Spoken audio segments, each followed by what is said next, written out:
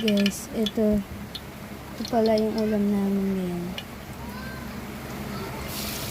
Pinakbit. Ayan, naglagay muna ng bawang.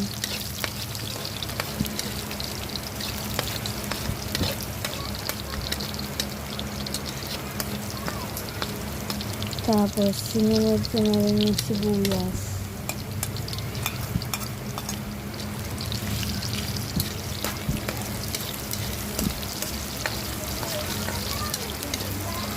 Nagabihan na talaga kami nagluto dyan guys, kasi sa dami ng ginawa ko.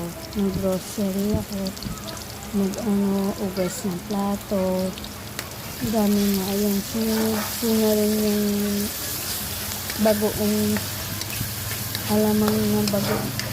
Anong tawag dito? Alamang na bago.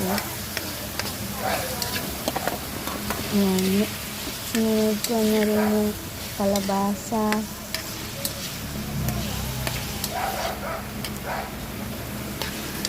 Sinunod ko na rin yung sitaw.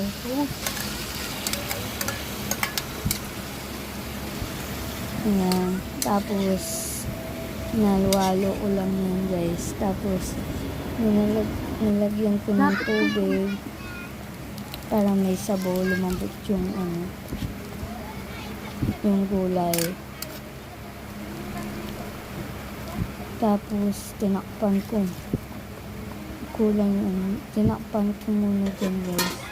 Tapos nagbago pala yung isip ko, kaya nanoo dyan. Nilagay ko na yung ampalaya tsaka talong. Tapos pinag-alo-alo ko lang hanggang maghalo-halo siya guys. Mag-mix-mix yung mga gulay natin. Tapos tinakpan ko lang yung and fast forward na malambot, kumukulo na, kaya hindi pa totally malambot dyan guys, yung half muna yung lambot dyan. Yun, sobrang usok.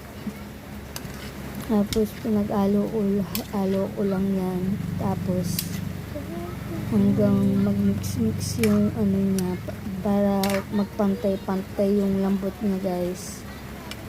Ayun, tapos tinakpan ko ulit dyan. Ayan, tatakpan ko ulit dyan guys.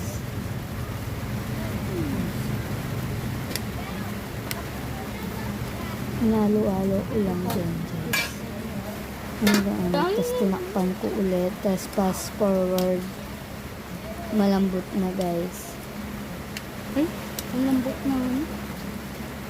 Isita mo ito guys. Malambot na siya guys. Tapos, ayan, nilagyan ko na rin ng asin, magic sarap.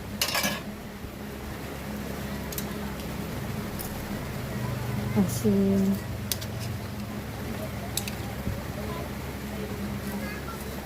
Ayan, dinagdagan ko pa ulit kasi parang nabitin pa ako sa konting asin na nilagay ko kanina guys. Ayun, tas sinunod ko na yung magic sarap. Ayun. Tapos salu-aluin ko lang para mag-mix yung magic sarap at saka asin sa gulay natin.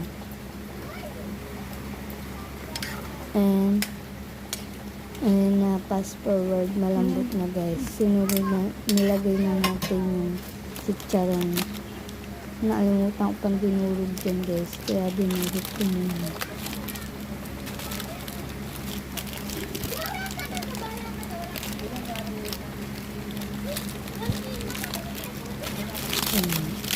Dinurog ko muna dyan guys.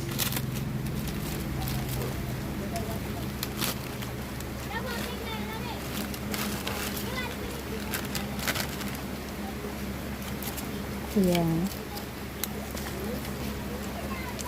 Malapit na rin maluto guys.